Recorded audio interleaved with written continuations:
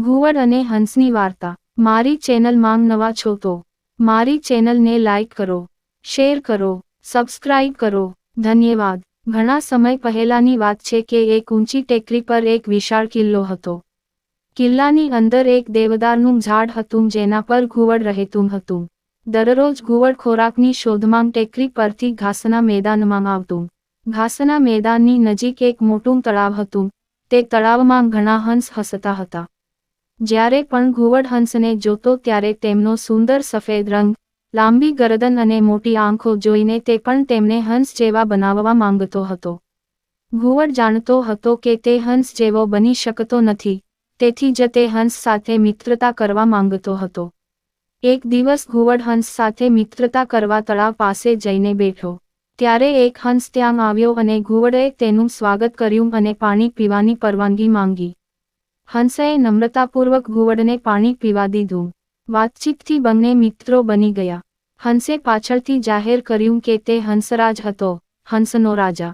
હંસરાજને જ્યારે પણ તક મળતી ત્યારે તે ઘુવડને પોતાના ઘરે લઈ જતો અને તેને સારી વાનગીઓ ખવડાવતો। ઘુવડ હંસરાજથી ખૂબ પ્રભાવિત હતું। હવે ઘુવડને ડર લાગવા લાગ્યો કે જો હંસરાજને તેની વાસ્તવિકતા વિશે ખબર પડી કે તે માત્ર એક સામાન્ય ઘુવડ છે તો હંસરાજ તેની સાથેની મિત્રતા તોડી નાખશે। તેથી તેની મિત્રતા બચાવવા માટે ઘુવડે હંસરાજને ખોટું કહ્યું કે તે ઉલુરાજ છે, ઘુવડનો રાજા છે અને ઊંચી ટેકરી પરનો કિલ્લો તેનો છે અને તેની સેના તે કિલ્લામાં રહે છે। ઘુવડ કિલ્લામાં સૈનિકોની ગતિવિધિઓને સારી રીતે સમજતો હતો અને એક દિવસ હંસરાજ પાસે આવ્યો અને તેને પોતાના મહેલમાં બોલાવ્યો। ઘુવડ બોલ્યું, મિત્ર હંસરાજ, હું ઘણી વાર તારી આતિથ્ય સ્વીકારું છું પણ આજ સુધી તું મારા મહેલમાં ગયો નથી। હવે તારે પણ મારી જગ્યાએ આવીને મારું આતિથ્ય સ્વીકારવું પડશે। શરૂઆતમાં હંસરાજે કેટલાક બહાના કર્યા પરંતુ ઘુવડની વાત સામે તેને નમવું પડ્યું અને ઘુવડ સાથે જવા માટે તૈયાર થઈ ગયો। બીજે દિવસે ઘુવડ હંસરાજને પોતાની સાથે લઈ ગયો અને બંને જઈને દેવદારના ઝાડ પર બેસી ગયા। તે સમયે સૈનિકોની પરેડ શરૂ થવાની હતી। થોડી જ વારમાં સૈનિકોની પરેડ થઈ અને ધ્વજને સલામી આપવામાં આવી। હંસરાજને લાગ્યું કે ઉલુરાજને સલામી આપવામાં આવી રહી છે। તે જ સમયે ઘુવડ બોલ્યું, દોસ્ત, આ સલામ તારા માટે આપવામાં આવી છે અને જ્યાં સુધી તું અહીં રહેશો ત્યાં સુધી દરરોજ આ રીતે સલામ થશે।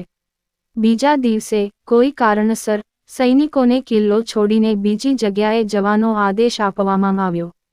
સવારે બધા સૈનિકો પોતાનો સામાન લઈને કિલ્લાની બહાર જવા લાગ્યા।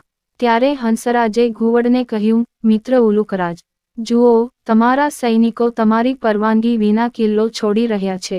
આ જોઈને ઉલુકરાજ મૂંઝાઈ ગયો અને તેને કંઈ સમજાયું નહીં અને તેના સ્વભાવમાંથી ઘૂ ઘૂ અવાજો કરવા લાગ્યા।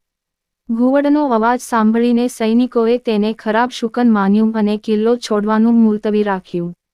જ્યારે સૈનિકો રોકાયા, ઘુવડ બોલ્યો, જુઓ દોસ્ત, સૈનિકો મારા આદેશ પર રોકાયા છે અને જ્યાં સુધી તમે રોકશો ત્યાં સુધી તેઓ ક્યાંય નહીં જાય। બીજા દિવસે સવારે સૈનિકો ફરીથી જવા માટે તૈયાર થયા। ફરી અવાજ કરવા લાગ્યો। ઘુવડનો અવાજ સાંભળીને સેનાપતિને ગુસ્સો આવ્યો અને તેણે ધનુષ્ય પર તીર મૂકીને ઘુવડને નિશાન બનાવીને તીર છોડ્યું। પરંતુ તે તીર ઘુવડને નહીં પરંતુ હંસરાજને વાગ્યું અને હંસરાજે ત્યાં જ પોતાનો જીવ આપી દીધો। હંસરાજના મૃત્યુથી ઘુવડ ખૂબ જ દુઃખી થયું અને રડતા રડતા બોલ્યો, મારા ખોટા દંભે મારા પરમ મિત્ર હંસરાજનો જીવ લીધો।